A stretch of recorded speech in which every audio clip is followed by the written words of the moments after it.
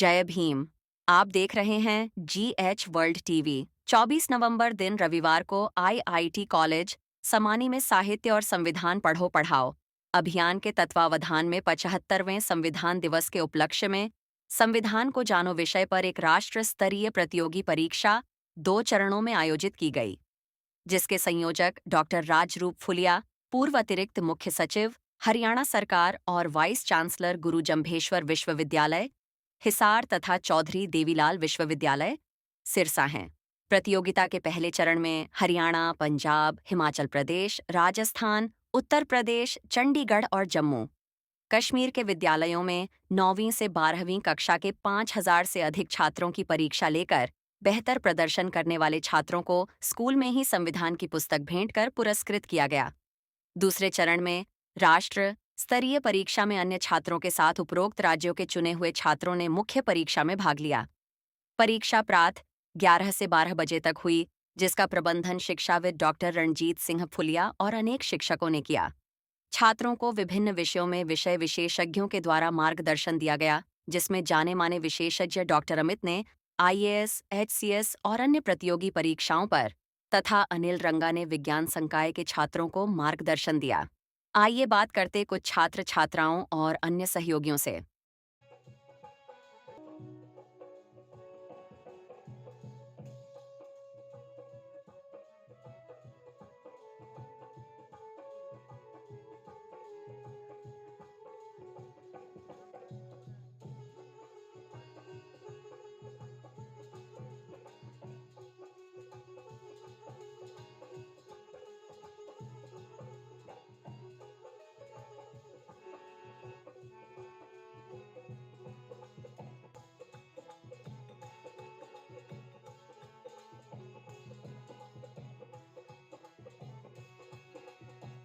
आज आप प्रतियोगिता देने के लिए आए हो संविधान को जानो, तो उसके बारे में थोड़ा सा बताएं। क्या पहले आपने कभी संविधान के बारे में पढ़ा? Yes sir.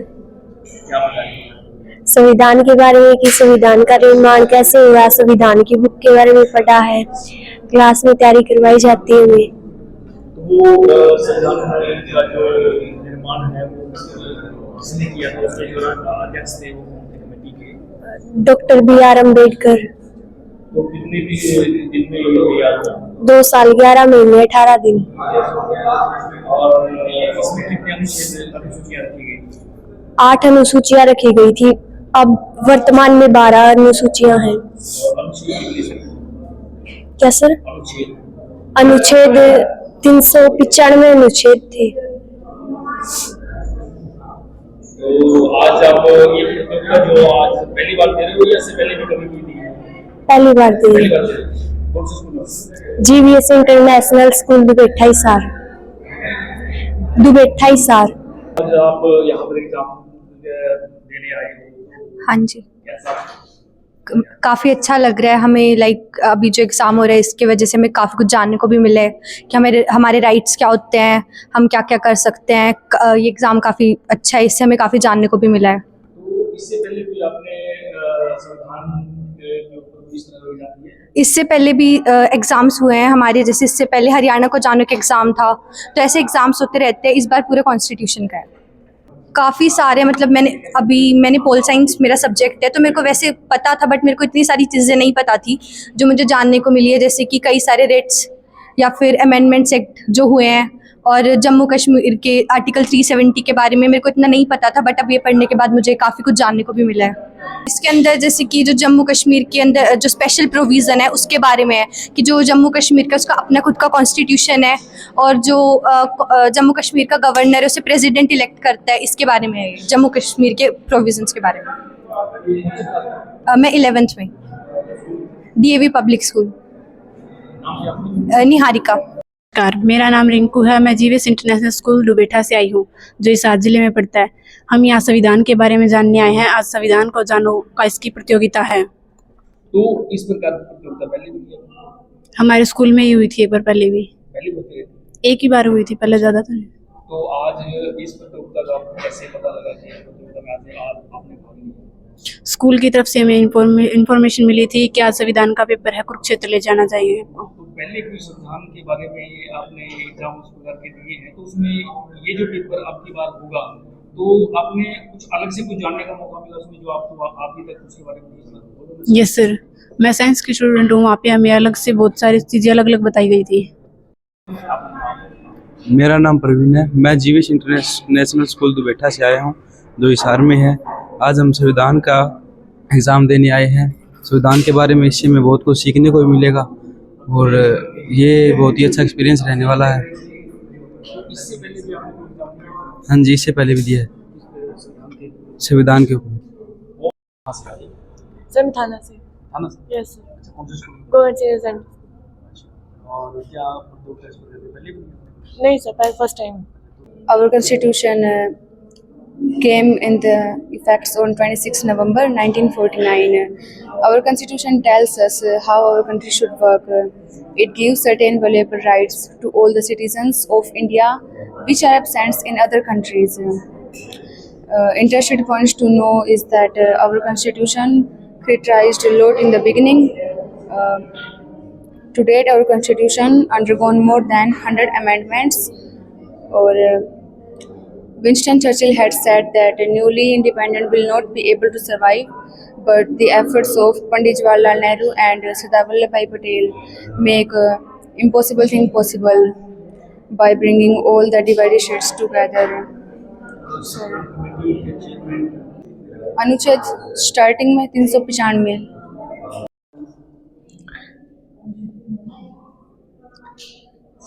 नाम दिव्या है, क्लास 9th। मैं आज भारत का संविधान के बारे में लिखना आई हूँ। आज प्रतियोगिता है।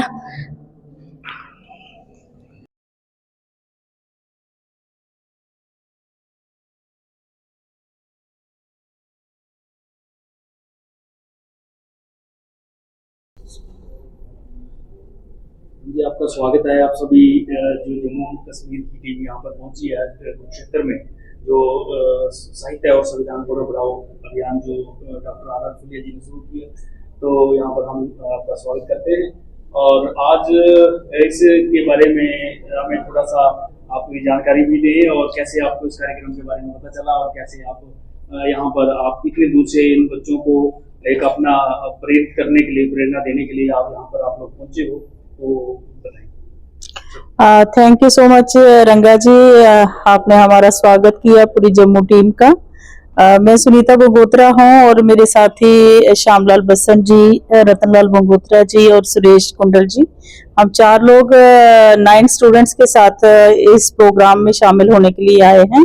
लेकिन हमने हमारे जो आदरणीय बसंत साहब हैं, इन्होंने 500 के करीब बुक्स जो थी संविधान की, वो आदरणीय जो आर फुलिया साहब हैं, उनके साथ जो बातचीत हमारी चल रही थी कि उन्होंने कहा कि नो योर कॉन्स्टिट्यूशन के ऊपर एक कॉम्पिटिटिव एग्जाम डिफरेंट स्टेट्स में हम लोग करवा रहे हैं।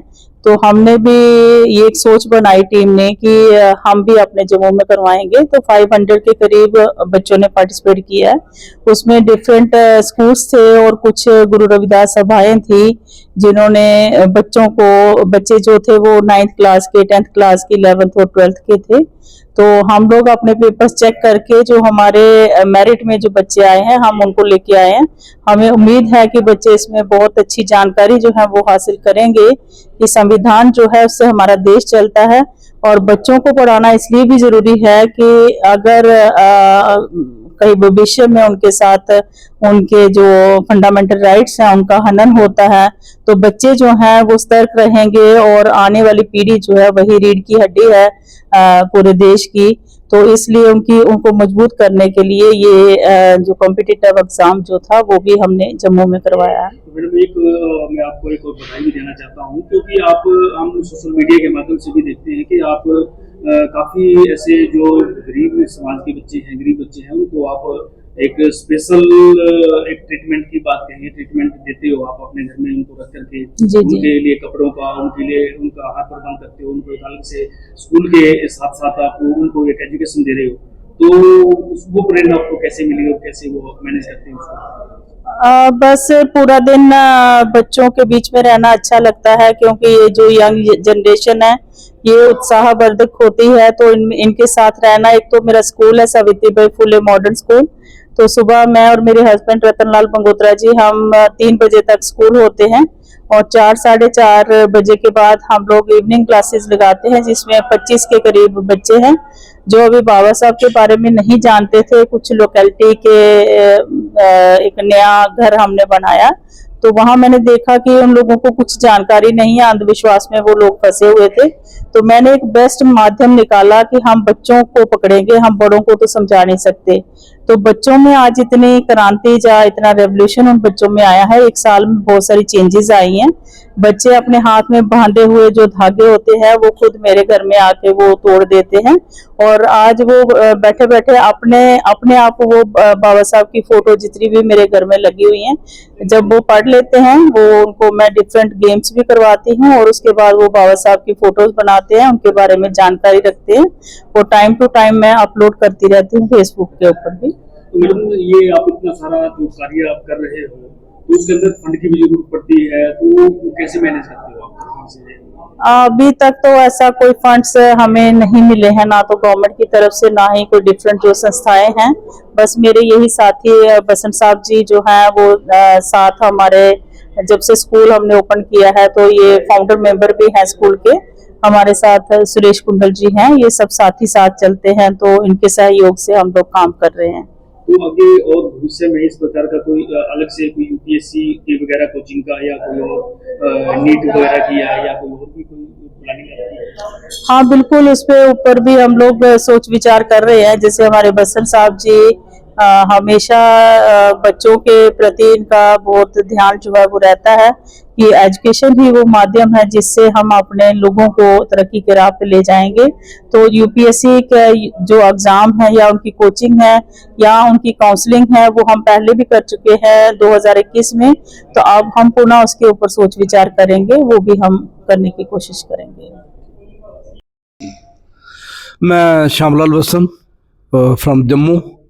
बहुत ही अच्छा लग रहा है कि जो फर्स्ट हमारा नेशनल लेवल का जो कंपटीशन है नो द इंडियन कॉन्स्टिट्यूशन उसके ऊपर है, और ख़ास करके मैं बधाई दूंगा डॉक्टर रूपराज फुलिया जी को, जो ऐसे इनिशिएटिव लेते रहते हैं और राउंड द क्लॉक काम करते हैं, हम उनको अप्रिशिएट करते हैं। उसी तरह का जैसे उन्होंने हमें उन्हीं से प्रेरणा लेके, क्योंकि वो नेशनल कोऑर्डिनेटर हैं, तो जम्मू कश्मीर के अंदर भी एक प्रयास किया गया जिसकी जो कोऑर्डिनेटर थी सुनीता पंगोत्रा जी, 500 लोगों को बुक्स है वो बांटी गई और वहाँ पर उनका कंपटीशन करवाया गया, और जो कुछ लोग थोड़े मेरिटोरियस बच्चे थे उनको जहाँ पर वहाँ कम्पीट करने के लिए जहाँ वो आज आए हैं, डिफरेंट स्टेट से यहाँ पर बच्चे आ रहे हैं, तो बहुत अच्छा लग रहा है।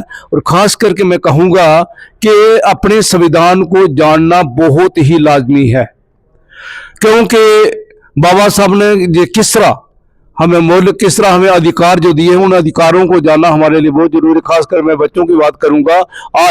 आज अगर हमें हमारी बच्चियां पीएम बन रही हैं, डीएम बन रही हैं, सीएम बन रही हैं, तो ओनली ड्यू टू कॉन्स्टिट्यूशन का है, कॉन्स्टिट्यूशन राइट्स है। वरना औरतों की जो हालत थी नरक का द्वार समझा जाता था, लेकिन जो हमारा कॉन्स्टिट्यूशन है वो बराबरी, आर्टिकल 39 की बात करें, जो बराबरी का हक देता है सभी को। जितनी भी हमारी इसमें कुरीतियां थी, समाज के अंदर कुरीतियां थी, उन सभी को दूर करता है।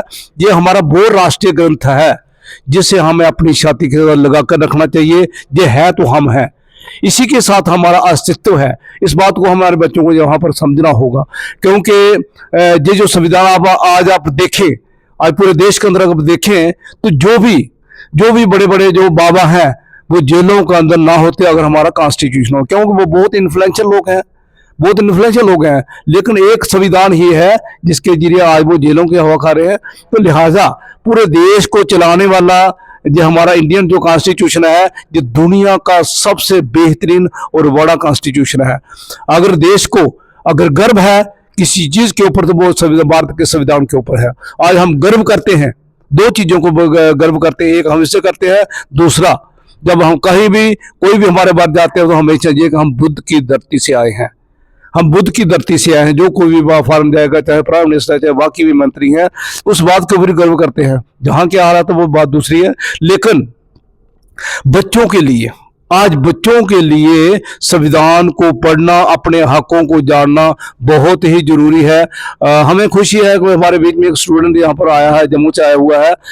वो बच्चा 12वीं क्लास पास है और वो संविधान का ट्रांसलेशन कर रहा है अपनी रीजनल लैंग्वेज में, डोगरी में वो ट्रांसलेट कर रहा है सारे जो पूरा जितना भी संविधान है, हमारे जितने भी आर्टिकल है, चाहे वो मतलब 448 है, उसके बाद हमारे जो 25 जो है उसके पार्ट है और 12 शेड्यूल है, वो सारे के सारे उसने डोगरी भाषा में उनका ट्रांसलेशन कर रहे हैं। ये हमारे लिए बड़ी गर्व की बात है, क्योंकि संविधान को जानना, अपने हकों को जानना बहुत लाजमी है।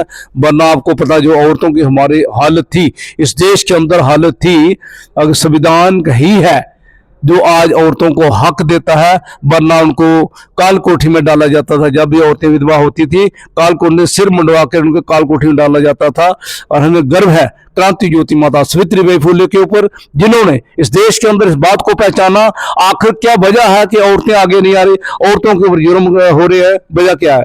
उन्होंने इस वजह को जाना, उन्हें इस वजह प्रॉब्लम को जाना, इस बात को जाना कि लैक ऑफ एजुकेशन जो है वही एक ऐसी चीज है जिसकी वजह से आज हमारी औरतें की वो जो दुर्दशा जो हो रही है। तो इसीलिए उन्होंने 1 जनवरी 1848 को पुणे के अंदर पहला कन्या विद्यालय खोला। बच्चों के हाथ में कलम पकड़ाने वाली क्रांति ज्योति माता सावित्रीबाई फुले को हम छत नमन करते हैं, क्योंकि उन्होंने सावजित साहस के साथ उन्होंने 1 से 18 स्कूल खोले।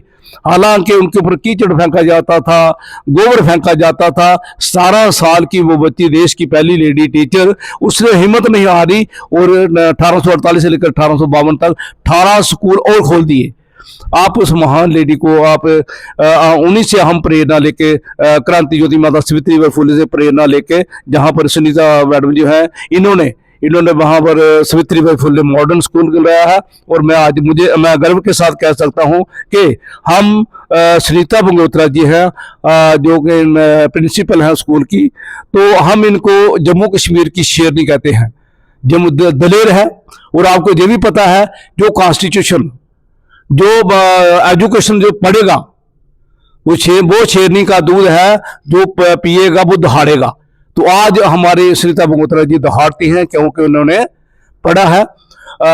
इसलिए आज यही मतलब दिन है कि पूरे देश के लिए बहुत ही मतलब क्रांति योग दिवस है। सभी को प्रेरणा लेनी चाहिए और सभी को संविधान जो है पढ़ना चाहिए, अपने हकों के बारे में जानना चाहिए। मैं पूरी मैनेजमेंट को, फुलिया ब्रदर्स को मैं उनको बहुत बहुत बधाई देता हूँ। उन्होंने इनिशिएटिव लेकर इतना सुंदर जो प्रोग्राम वहाँ पर रखा कंपटीशन का, हम इससे बहुत ही प्रेरित हैं।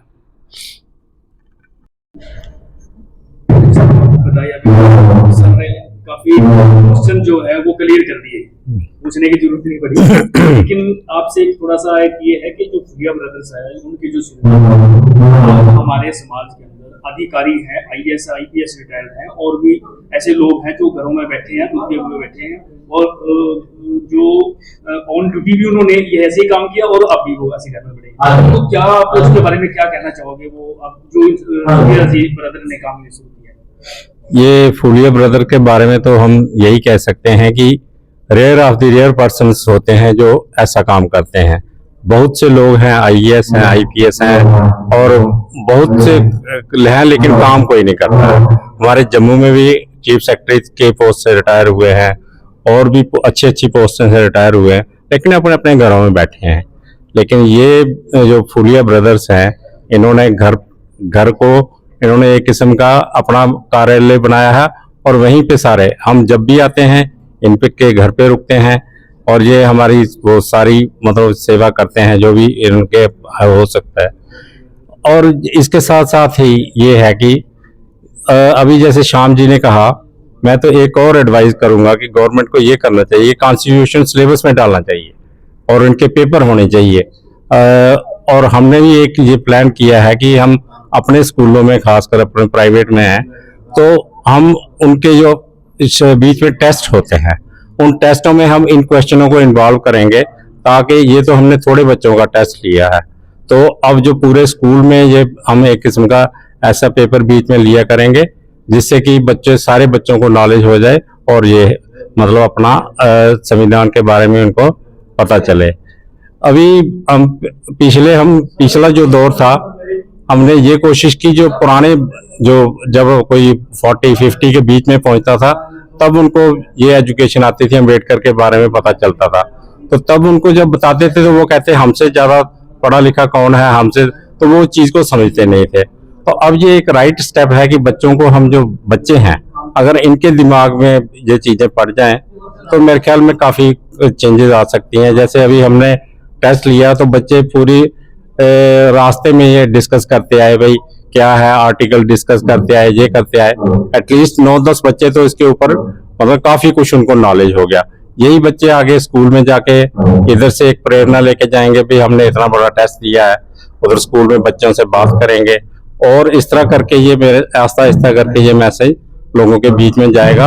और हम कोशिश करेंगे नेक्स्ट टाइम में और भी अच्छी तरह तैयारी करके, और बच्चे भी आने के तो बच्चे काफी आ सकते थे क्योंकि बच्चे काफी थे हमारे पास, लेकिन सुविधा जो है मतलब लाने की, बच्चों को रखने की, वो उसकी वजह से थोड़े बच्चे ही हम ला पाए, अदरवाइज लाने के तो काफी बच्चे अच्छे जिन्होंने मेरिट लिया था वो भी आ सकते थे।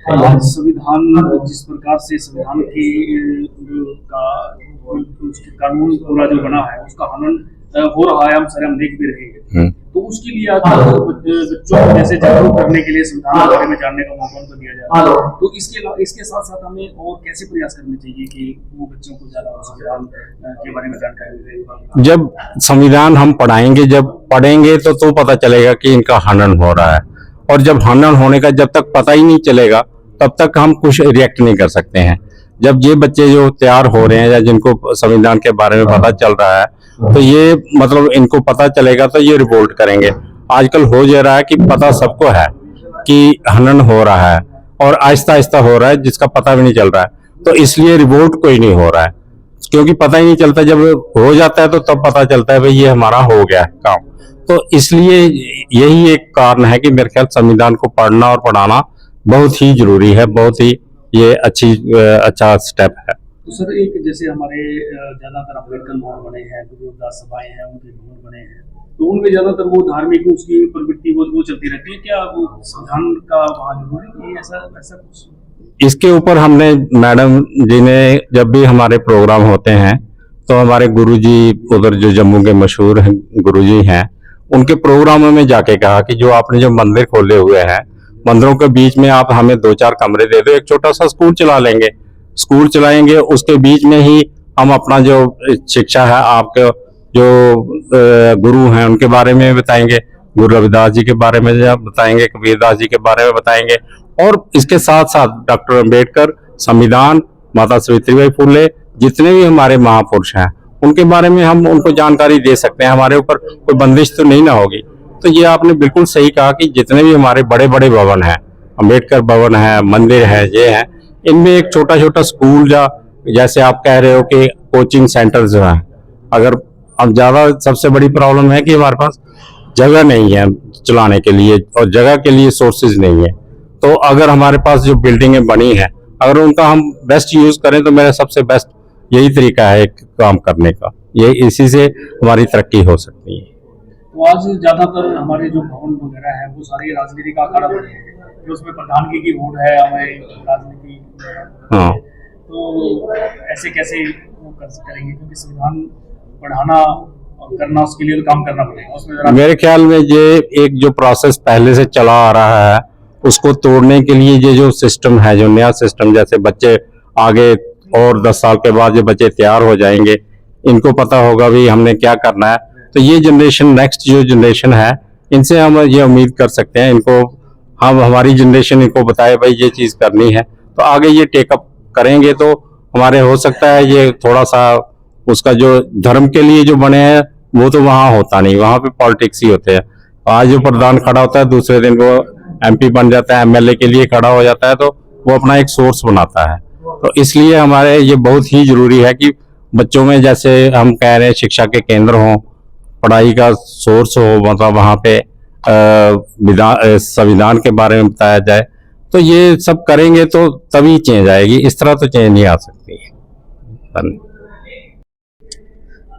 सबसे पहले क्रांतिकारी नमो बुद्धाय, जय भीम। मेरा नाम सुरेश कुंडल है और मैं जम्मू कश्मीर से बिलोंग करता हूँ। हमारी जम्मू की जो कोर टीम है, तो मैं इसके साथ भी जहाँ इस बड़े इवेंट में आया हूँ जो आज के संविधान पे हो रहा है। तो बेसिकली मैं थोड़ा सा पहले अपने बारे में बताना चाहूँगा कि मैं पिछले लगभग 26 ईयर से 26 साल से 98 से बाबा साहब के नाम पर स्कूल जो है वो चला रहा हूँ। हाई स्कूल है, तो स्कूल तो रिमोट एरिया में ही है, और मैं कोशिश कर रहा था कि एक अच्छी एजुकेशन जो है वो दी जाए। क्योंकि मैं एक टीचर का बेटा हूँ, और हमारे जो फादर साहब थे उन्होंने हमें अच्छे तरीके से प्रेरित किया कि सारे काम छोड़िए, गवर्नमेंट जॉब छोड़िए, आप समाज की सेवा में लग जाइए, क्योंकि यही सबसे बड़ी सेवा है। तो एजुकेशन जो है, जो इससे बड़ी सेवा कोई नहीं हो सकती है, और उसी की हमें जो है वो दरकार है हमारे एरिया में। तो हमें उसी चीज को लेते हुए 98 में बाबा साहब डॉक्टर अंबेडकर जी के नाम पे डॉक्टर अंबेडकर कॉन्वेंट स्कूल जो है वो उसको खोला गया, और उसके थ्रू एक अच्छी एजुकेशन देने की जो मुहिम थी वो चलाई। और आज हमें गर्व महसूस होता है कि हमारे स्कूल से एक यूपीएससी बच्चा क्लियर करके भी गया हुआ है, और बहुत सारे बच्चे जो हैं अभी पाइपलाइन में है। आने वाले दिनों में मुझे लगता है कि हमें और भी देखने को ऐसे रिजल्ट मिलेंगे। तो मैं ये कह सकता हूँ कि हमें ये प्रेरणा इसलिए मिली क्योंकि जो मेरे फादर साहब हैं वो बेसिकली जम्मू कश्मीर में सबसे पहले मान्यवर काशीराम साहब के कांटेक्ट में आए, और उन लोगों ने मिलके हमारे जो जम्मू कश्मीर में है, जो आजकल जिसको हम बहुजन संगठन या बहुजन समाज पार्टी के नाम से जानते हैं, तब उन्होंने DS4 के नाम से शुरू की थी। तो उन्हीं का जो ब्लड है वो हमारे अंदर जो है वो दौड़ता है, तो उसी चीज को हम आगे बढ़ाने की कोशिश कर रहे हैं। तो मैं ये समझता हूँ कि ये जो अभी जो प्रेजेंट सिनेरियो है जो बना हुआ है, जैसे अभी आपने ये सारी बातें हुई हैं, तो उसी को हमने ध्यान में रखते हुए हमने ये सोचा है कि जैसे माननीय काशीराम साहब ने मुहिम चलाई थी, तो आज जो भी अवेयरनेस है, चाहे वो सोशल मीडिया से हो, चाहे वो किसी प्रकार से भी हो, तो आजकल बाबा साहब की जो अवेयरनेस है उसी वजह से आई है। उन्होंने एक समाज को तैयार किया था, तो उसी को हम आगे बढ़ाने की कोशिश में हम चाह रहे हैं कि स्कूल के थ्रू, अपने स्कूल के थ्रू, हमारे जैसे और भी स्कूल्स हैं उनके थ्रू जो एक मुहिम चलाई जाए कि हम अपने बच्चों को तैयार करें, ताकि जो बच्चे हैं वही एक ऐसी अपनी तैयारी करके सामने आए, ताकि उनको कुछ बोलने की जरूरत ना पड़े, वो अपने सारे मसले को खुद जो है वो हल कर लें। और आने वाले दिनों में हम ये कोशिश कर रहे हैं कि जैसे हमारे सिलेबस का हिस्सा रहते हैं, जो 4-5 सब्जेक्ट मेन रहते हैं, तो हम उसको कॉन्स्टिट्यूशन को भी एक हम अपना मेन सब्जेक्ट मान के चलेंगे, तो उसको भी हम अपने स्कूलों में इंट्रोड्यूस जो है वो करेंगे, परमानेंटली करेंगे, जिससे कोई बिना किसी भेदभाव के सब बच्चों को जैसा पढ़ाया जाएगा और सबको पूरा अवेयर किया जाएगा। और ऑटोमेटिकली मुझे लगता है कि ये कभी शुरुआत है, तो टाइम तो लगेगा इसका रिजल्ट आने में, लेकिन मुझे लगता है कि इसके अच्छे रिजल्ट जो है वो देखने को भविष्य में मिलेंगे। सर अब जैसे संविधान की बात है, अभी जो हमारे अपने स्कूल है उसमें थोड़ा बच्चों को जागरूक कर रहे हैं संविधान के बारे में जी, लेकिन गवर्नमेंट जितने भी ये स्कूल्स हैं, जितने कॉलेज हैं, उसमें संविधान के बारे में इतनी जानकारी दी जाती है, या थोड़ा थोड़ा उसके बारे में मोटा सा ऊपर से बताया जाता है, लेकिन असली जो मूल है उसको उसके बारे में नहीं बताया जाता। तो क्या हमारी जो संस्थाएं हैं अगर वो सारी मिलके एक जो जी जो को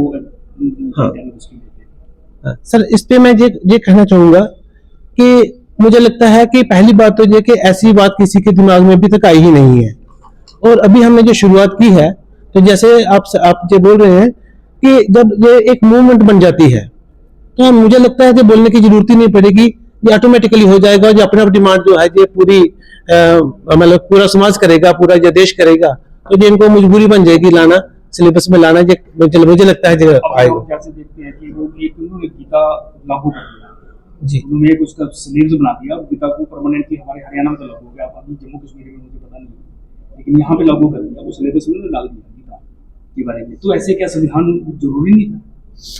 सर वही तो बात है।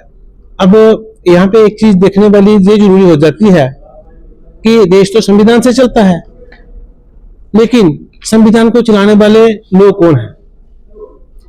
तो ये वो फैक्टर यहाँ पे काम कर रहा है, तो इसलिए ये चीज आड़े आ रही है।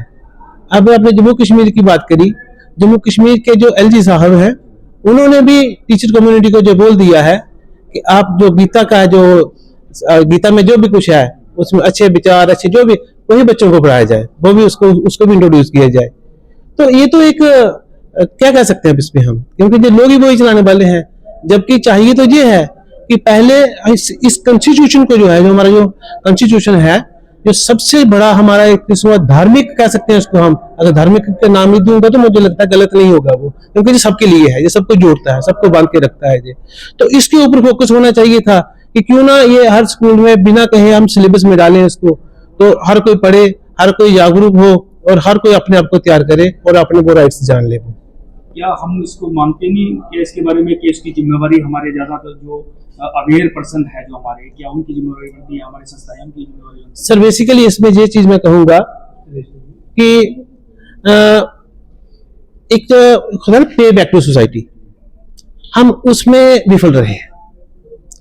हम जो पढ़ा लिखा समाज है उसका जो एक दायित्व बनता था कि वो आगे आता, खुल के आगे आता, और जैसे उन्होंने संविधान का उपयोग करते हुए जो उनको वहां पे रिजर्वेशन का या बाकी जो प्रोविजन थे उसका लाभ लेकर के वो जहां तक पहुंचे हैं, तो उसको अपने तक ही सीमित ना रखते हुए, अपने या अपने परिवार तक ही सीमित ना रखते हुए जन पब्लिक में आना चाहिए था।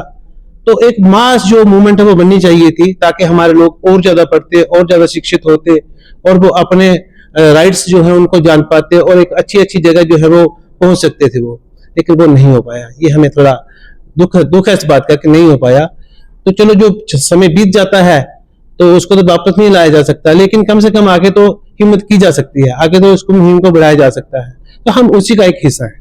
तो आज जैसे डॉक्टर फुलिया जी द्वारा ये प्रयास किया जा रहा है कि लगातार प्रयास में है, लगातार 4 साल से तो मैं इनको देख रहा हूँ कि ये प्रयास में लगे हुए हैं कि संविधान के बारे में, बाबा साहब के बारे में, अपने महापुरुषों के बारे में बच्चों को, और वो इन्होंने बच्चों को पकड़ा है, दूसरों की बजाय उसमें ना जाकर के इन्होंने स्कूली बच्चों को इन्होंने लिया, क्योंकि आने वाले समय के अंदर भी वही इस नींव जो है देश की, वही उसके कर्णधार वो बनेंगे सारे। हाँ। तो उसके बारे में थोड़ा सा सर सबसे पहले तो मैं दिल की अनंत गहराइयों से ये फुलिया साहब का और फुलिया ब्रदर्स का मैं दिल से धन्यवाद करता हूँ, थैंक्स करता हूँ कि इन्होंने जो मुहिम जो है वो चलाई है। उससे क्या हुआ कि हमें भी बहुत ज्यादा जो प्रेरणा जो मिली है, एनर्जी मिली है।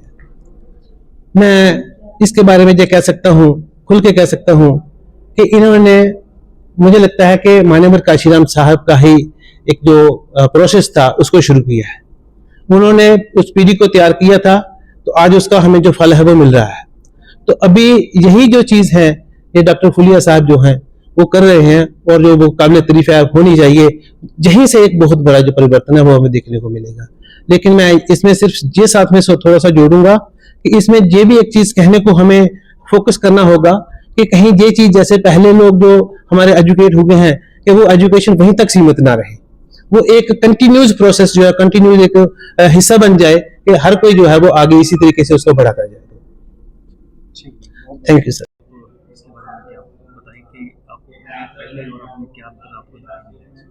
जी नमस्कार, जनरल रंगा जी, आपका इस प्रोग्राम में आने पर हम हार्दिक स्वागत करते हैं, अभिनंदन करते हैं, धन्यवाद करते हैं। आप इस मुहिम में लगातार जुड़े हुए हैं और आप सबको पता है आप एक गजब हरियाणा नाम का समाचार पत्र निकालते हैं और उस समाचार पत्र के माध्यम से आप अपडेट करने का काम करते हैं समाज में, जो कि नई नई अच्छी बातें हैं उनको समाज में फैलाते हैं। कुरीतियों को दूर करने में आपका समाचार पत्र बड़ा हेल्पफुल रहता है। मैं अपने से भी पूरी टीम की तरफ से आपका इस समाचार पत्र निकालने पर बहुत बहुत धन्यवाद करता हूं।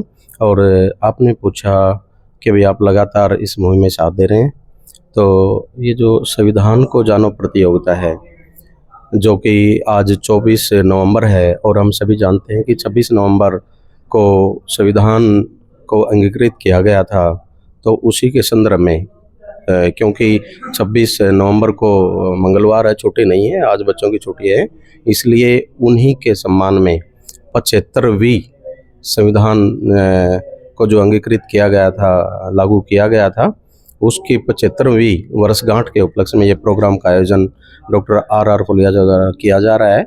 और इस प्रोग्राम का मकसद है कि, जैसे मैं एक एग्जांपल देना चाहता हूँ, जैसे हम सभी रामायण देखते हैं, महाभारत देखते हैं, और हम 10 साल के बच्चे से भी पूछते हैं कि भाई रामायण में ये पात्र क्या है, महाभारत में ये क्या है, तो बच्चे को याद है। तो हमारा सभी का ये उद्देश्य है कि हमारा संविधान भी सभी पढ़ें और उन छोटे छोटे बच्चों को, बड़ों को, उनको पता लगे कि भाई हमारे संविधान में हमारे क्या अधिकार हैं, क्या करते हुए हैं, हमारे साथ कोई ज्यादती करता है तो हम उसका मुकाबला कैसे कर सकते हैं। तो ये बातें जब हम बच्चों को बताएंगे, संविधान के बारे में वो जानेंगे, तभी वो उनके बारे में डट के मुकाबला भी कर पाएंगे। और जो नई नई समाज में अच्छी बातें आती हैं संविधान के संदर्भ में, उनका क्या योगदान हो सकता है, या जो हमारे साथ ज्यादती होती है हम उसका कैसे मुकाबला कर सकते हैं, इन सभी बातों को लेकर आज का ये आयोजन किया जा रहा है। और इसमें हमारे हरियाणा के साथ साथ राजस्थान से, यूपी से, हिमाचल से, 4-5 स्टेट से यहाँ पर विद्यार्थी आए हुए हैं, और जी जम्मू कश्मीर से भी आए हुए हैं। और ये वो बच्चे हैं जो कि वहाँ पर इनका लार्ज स्केल पे टेस्ट लिया गया, और उस टेस्ट के माध्यम से, उस एग्ज़ाम के माध्यम से जो बच्चे टॉप आए हैं 3 या 5 या 10, उन बच्चों को यहाँ पर आज राष्ट्र स्तरीय प्रतियोगिता में भाग लेने का मौका मिला हुआ है। जी, तो भी आपने देखा कि डॉक्टर फुलिया द्वारा ये चौथी प्रतियोगिता है, तो जी पिछली 3 प्रतियोगिता हुई और ये प्रतियोगिता में क्या बदलाव आपने देखा अब तक? जी, जो पहले की जो प्रतियोगिता थी हमारी, पहले करीब 1 साल से ये अभियान डॉक्टर आर फुलिया जी चलाए हुए हैं। पहले संविधान को एक छोटी प्रतियोगिता संविधान के बारे में हुई थी, एक हमारी साहब कांसीराम जी के बारे में हुई थी, एक हरियाणा को जानो प्रतियोगिता के नाम से हुई थी। वो जो प्रतियोगिताएं थी वो एक, मैं कह सकता हूँ, हरियाणा लेवल की प्रतियोगिता थी।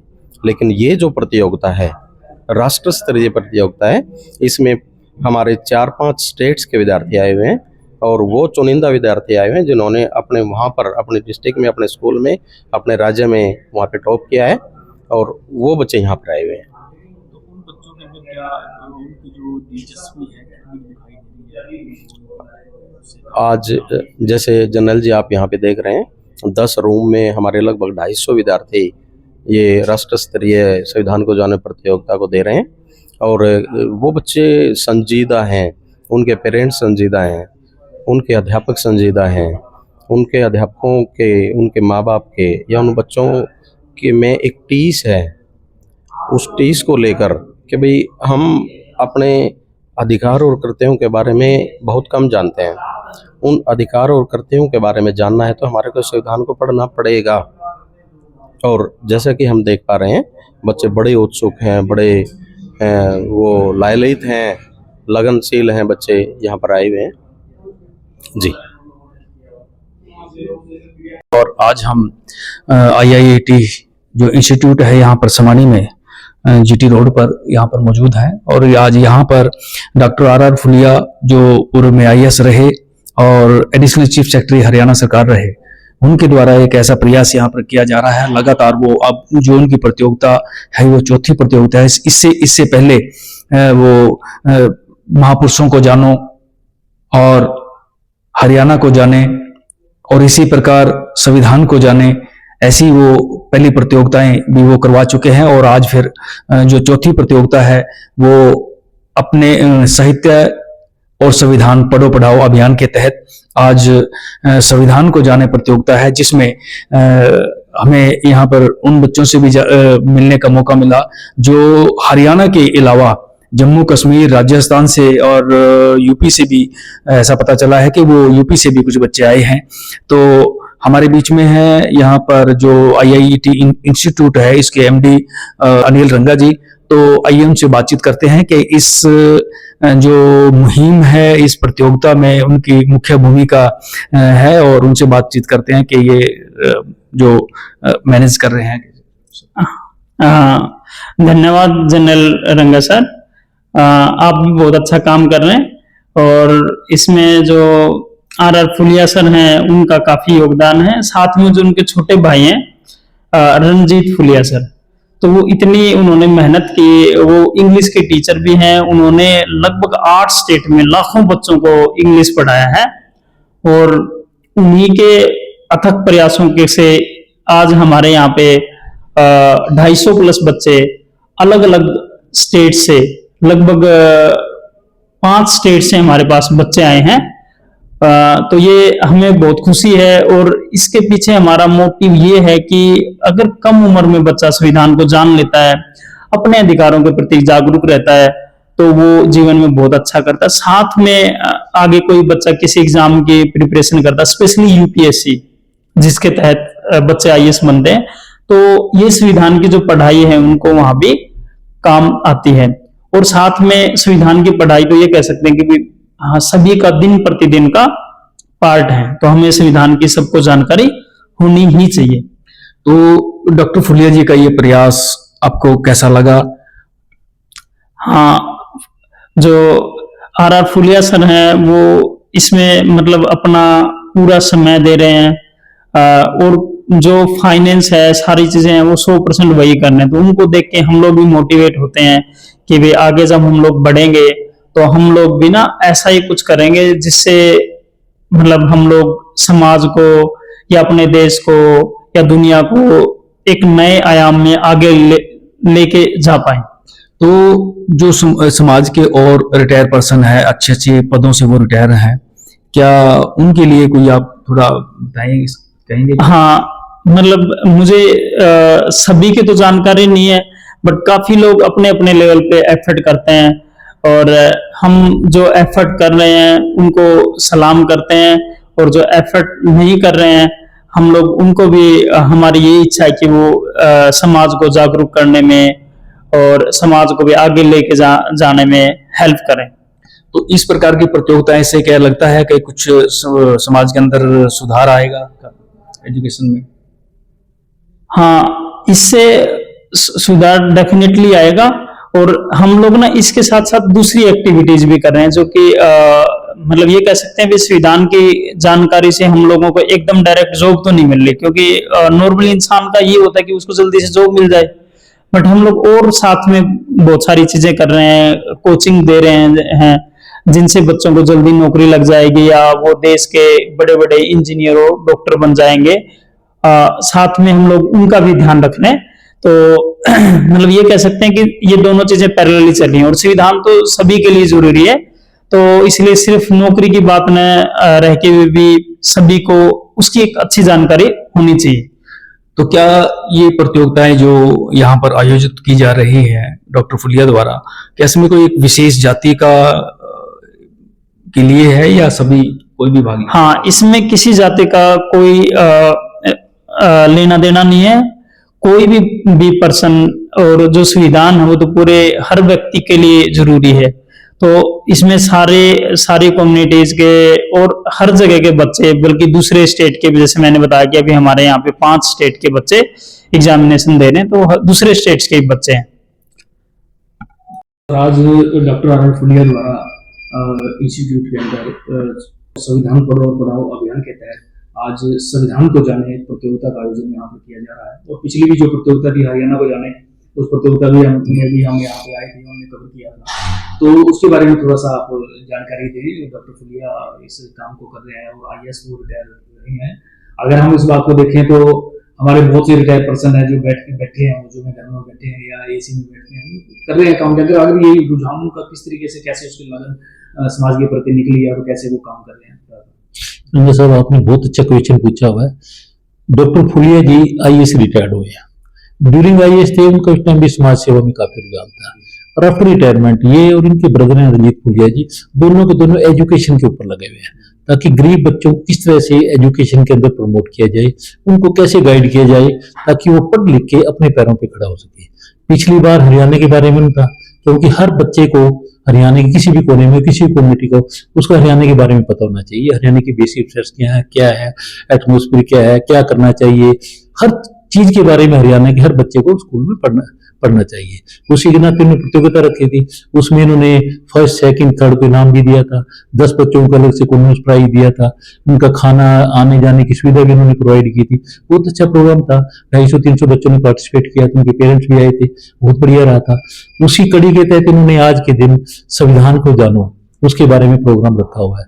जिस तरह से आप सभी लोग जानते हैं कि 26 नवंबर को संविधान बाबा साहब ने लिख के सरकार को सौंप दिया था लागू करने के लिए उसमें, और हरियाणा के पूरे हरियाणा ही नहीं पूरे देश के अंदर संविधान की अपनी महिमा है। तो आपने देखोगे तो वर्ड में नाम है doctor B are Ambedkar ji का, और विशेष तौर पे शेड्यूल कास्ट और बैकवर्ड क्लास के तो परमात्मा है, भगवान है, मसीहा है। जो आज हम इतनी अच्छी जिंदगी व्यतीत कर रहे हैं, मान सम्मान के लिए कर रहे हैं, सब बाबा साहब की देन है। उन्होंने अपने परिवार को ना देखते हुए पूरे समाज के लिए, पूरी सोसाइटी के लिए कार्य किया है। और आप ये देखो, अभी पीछे मैं देख रहा था एक कंट्री के अंदर बाबा साहब की बहुत बड़ा स्टेचू लगा रहे हैं, उसमें आप लंदन में चले जाओ, किसी भी विदेश में चले जाओ, आज पूरे वर्ल्ड के अंदर बाबा साहब की जो पॉलिसी है, जो थ्योरी है, जो विचारधारा है, उसके ऊपर वर्क कर रही है। और इंडिया के अंदर विशेष करके जो शेड्यूल कास्ट को जो मान सम्मान मिला हुआ है, वो सिर्फ और सिर्फ doctor B are Ambedkar ji की वजह से मिला है। इसलिए दलितों के मसीहा कह लो, भगवान कह लो, हम उसी रूप से जानते हैं। और हम आज भी आप जो आपके सामने जो बैठे हैं, जो बातचीत कर रहे हैं, जो इंटरव्यू आपको दे रहे हैं, ये भी एक बाबा साहब की देन, उनकी कृपा दृष्टि से हमने ये एजुकेशन इंस्टीट्यूट खोला हुआ है। हमने अच्छी पढ़ाई की है, अच्छे जॉब पे रहे हैं, अच्छी सोच रही है, अच्छे समाज में रही, तभी हम इसकी तरफ से। अभी हमारा प्रयास होता है, मैंने जैसे आपने पहले पूछा टेक्निकल एजुकेशन क्यों खोला हुआ, मेरा विशेष रूप से है कि बच्चों को टेक्निकल एजुकेशन के प्रति प्रेरित किया जाए, ताकि वो पढ़ लिख कर अपने पैरों पर खड़ा हो सके और अच्छे रिस्पेक्टेबल जिंदगी व्यतीत कर सके। तो ऐसी प्रतियोगिताएं जो अभी तक डॉक्टर फुलिया ने, ये चौथी प्रतियोगिता है, तो ऐसी प्रतियोगिता का आयोजन करने से क्या बच्चों को इसमें कुछ सहयोग मिलेगा, कुछ उनको जानकारी मिलेगी, कुछ ज्ञान बढ़ेगा? देखो, सबसे पहले तो सर ये है कि जो बच्चा यहाँ पार्टिसिपेट करता है इस प्रतियोगिता के अंदर, उसका कॉन्फिडेंस लेवल बढ़ता है, तो मिलेगा। अभी यहाँ 7-8 स्टेट के बच्चे आए हुए हैं, एक उनके अंदर आपस के अंदर भावना रहेगी, मेल भावना रहेगी, सब एक दूसरे से मिलेगी, इंटरेक्शन होगा, तो उनको एक दूसरे के स्टेट के बारे में पता लगेगा, कल्चर का पता लगेगा। और विशेष रूप से आज जरूरत है खासतौर पर विशेष जो दलित बच्चों के लिए या बैकवर्ड क्लास बच्चों के लिए, कि संविधान के बारे में हमें हर एक पहलू के बारे में पता होना चाहिए। हमारी जिंदगी के हर पहलू संविधान के अंदर विस्तृत रूप से प्रकाशित किया हुआ है। अगर हम संविधान को अच्छी तरह जाने, हमें अपने राइट्स के बारे में पता लग जाएगा कि हमारी राइट्स क्या है और ड्यूटी क्या क्या करना चाहिए। और एससी के बच्चे को तो हर वक्त संविधान की एक कॉपी अपने घर में रखनी चाहिए और हर पहलू के बारे में अच्छी तरह से उसके बारे में ज्ञान होना चाहिए, पता होना चाहिए, ताकि वो आगे बढ़कर इन चीजों के ऊपर इम्प्लीमेंट कर सके। तो सर, हमारे समाज में ज्यादातर हमारे जैसे अम्बेडकर भवन है या हमारी और भी गुरु रविदास मंदिर है, सभाएं हैं, उनके द्वारा एक जमीन भी उनके पास काफी है, भवन भी उनके पास बने हुए हैं। क्या आज तक जैसा ये कोचिंग सेंटर अगर कोई ऐसा वहाँ पे बनाया जाए, तो क्या इंस्टीट्यूट वगैरह सब अच्छा कोई खोला जाए, कोई कोचिंग देने के लिए किया जाए कोई? देखो सर, क्या है कि मैं जिस भी अम्बेडकर भवन में कभी, जैसे पहले मैं सरकार में मेरा चीफ गेस्ट भी बना, या भी मैं अटैच हूँ बोसी इंस्टीट्यूट से, चाहे रविदास मंदिर हो, चाहे डॉक्टर बी आर अम्बेडकर भवन हो, मैंने उनको जो प्रधान बने, जो कमेटी बने, उनसे रिक्वेस्ट किया हुआ है कि ठीक है, भवन तो बहुत बड़े बड़े हैं, क्या उन्हें एजुकेशन सेंटर खोलो, आप कंप्यूटर सेंटर खोलो, उसकी एफिलिएशन हरियाणा गवर्नमेंट से, सेंट्रल गवर्नमेंट से ले सको, ताकि जो बच्चे बाहर महंगे कोचिंग सेंटर में नहीं जा सकते, वहां पढ़ाई कर सके। और जितने हमारे रिटायर्ड आदमी, पढ़े लिखे आदमी, उनका भी ये फर्ज बनता है, मोरल ड्यूटी बनती है कोई 1-2 घंटा वहां बच्चों को जरूर पढ़ाए। अगर ये शुरू करते हैं तो ये एक बहुत बड़ी पहल होगी और इससे बहुत बेनिफिट मिलेगा। जो गरीब बच्चे पैसे की वजह से वंचित रहते हैं, उनको एक नई अपॉर्चुनिटी मिलेगी आगे बढ़ने के लिए। तो मैं तो सभी से जो भी है, जो प्रधान है या कमेटी है, उनसे यही निवेदन करूंगा, रिक्वेस्ट करूंगा, प्रार्थना करूंगा कि आप हर प्रांगण के अंदर, चाहे गुरु रविदास जी का हो, चाहे अम्बेडकर भवन का हो, वहाँ कोचिंग सेंटर बच्चों की, और जो HSC की है, UPSC के लिए उनकी तैयारी, और एक लाइब्रेरी होनी चाहिए, उसमें डिजिटल सिस्टम भी 5-7 कंप्यूटर है। जैसे पैसा बिल्डिंग पे लगा तो कुछ पैसा उसके लिए जरूर लगाना चाहिए, तभी हमारे समाज का उद्धार हो सकता है। तो सर, अब जैसे डॉक्टर फुलिया जी द्वारा ये प्रयास किया जा रहा है और किया लगातार, उन्होंने लाइब्रेरियां के करीब लगभग 30 के आसपास उन्होंने लाइब्रेरियां खोली हैं गाँव में जाकर के, काफ़ी जगह तो मैं भी उनके साथ गया हूँ। तो वहाँ से ऑनलाइन कोचिंग सेंटर भी उन्होंने शुरुआत की थी। तो क्या ऐसी लाइब्रेरीज वगैरह का जैसे इंस्टीट्यूट है, यहाँ से अगर यहाँ से शुरुआत हो जाए तो अगर वो सारी जगह हो जाए, उसका लिंक दिया जाए, उनको भेजा जाए, उनके साथ वो वहाँ पर खोल के लिखें, यहाँ पर बच्चों को वो एजुकेशन ऑनलाइन भी मिले। सर, ये तो है ना, इस चीज का तो बेनिफिट है। देखो, जितने हमारे वीकर सेक्शन है, हमारे समाज के लोग हैं, बहुत ज्यादा अमीर में छोटे छोटे घर होते हैं, उसी के अंदर 3 4 4 आदमी रहते हैं, कुछ स्पेशल उनके लिए प्रयोजन नहीं होता तैयारी करने के लिए। अरे तो आप भी जानते हो कि घर के अंदर ऐसा एटमोस्फेयर हो नहीं सकता है कि हम कोचिंग के लिए या किसी कंपटीशन की तैयारी कर सके। अगर उसके आसपास रविदास मंदिर या doctor B are Ambedkar ji भवन, वहाँ ऐसी कोचिंग सेंटर लाइब्रेरी की जाए तो बच्चा बड़े आराम से वहाँ पढ़ सकता है। आपने शहरों में देखा होगा लाइब्रेरी में बैठने के लिए एक एक सीट की 2 2 3 3 हजार रुपये पर मंथ के चार्ज करते हैं। तो हमारे समाज के लोगों के पास पॉसिबल नहीं है कि साल के लिए 30 35 हजार रुपये इस पर्पज के लिए करें, और फिर शहर जाने के लिए साधन नहीं है, वो बसों में जाए आधे ज्यादा टाइम वगैरह। इसका सिर्फ बेनिफिट ही बेनिफिट, नुकसान कुछ नहीं है। जो बच्चा एक बार लाइब्रेरी में चला गया, चाहे संत गुरु रविदास जी मंदिर में हो, चाहे डॉक्टर बी आर अम्बेडकर भवन में हो, उसका बेनिफिट ही बेनिफिट होगा। डे बाय डे वहां की पॉपुलेशन बढ़ती जाएगी और समाज के अंदर एक नई जागरूकता पैदा होगी। जैसे डॉक्टर साहब ने जो ये सिस्टम शुरू किया हुआ, ये तो बड़ा सराहनीय और बहुत अच्छी चीज है, क्योंकि हमें पढ़ाई के लिए तो जागरूक होना चाहिए। अगर ऐसी ऐसी लाइब्रेरी हर गांव में खुल जाती हैं तो आप देखना एक दिन ऐसा होगा कि हमारे जो समाज के लोग हैं, वो कोई भी आदमी ना तो संविधान के लिए वंचित रहेगा, उसके बारे में पता ना हो, न एजुकेशन वंचित रहेगा, और ना अच्छे अच्छे कंपटीशन टॉप करेंगे, तो उसका बेनिफिट ही बेनिफिट समाज के लिए। तो सर ये जैसे फुलिया जी यहाँ पर ये प्रतियोगिता का आयोजित कर रहे हैं, क्या आपकी तरफ से कोई चार्जेस है ऐसा कुछ? देखो जी, यहाँ जो मैंने तो वॉलंटरी किया हुआ है, मैं तो शुरू से भी जो भी कोचिंग पढ़ना चाहता है, मेरे पास लाइब्रेरी है, बहुत बड़ी लाइब्रेरी है। जो भी एससी या बीसी समाज का या कोई भी समाज का भी गरीब जिसके पास आदमी है, मैंने पढ़ने के लिए फ्री ऑफ कॉस्ट रखा हुआ है। अभी भी जो ये प्रोग्राम करते हैं, मैं इनसे कोई चार्ज नहीं लेता किसी प्रकार की, फ्री ऑफ कॉस्ट है। ये खाना वगैरह ये अपनी तरफ से देते हैं।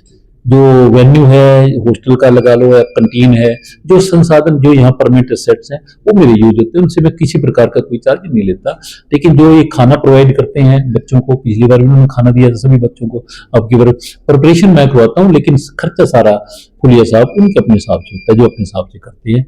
कॉलेज पे बहुत ज्यादा बर्डन किसी प्रकार का नहीं पड़ता है, इनका सेल्फ मैनेज होता है। सिर्फ हम अपने वेन्यू और अपनी जगह अप्लाई करते हैं और इनकी इस काम में हेल्प करते हैं ताकि इनको किसी प्रकार की परेशानी ना हो। Thank you very much.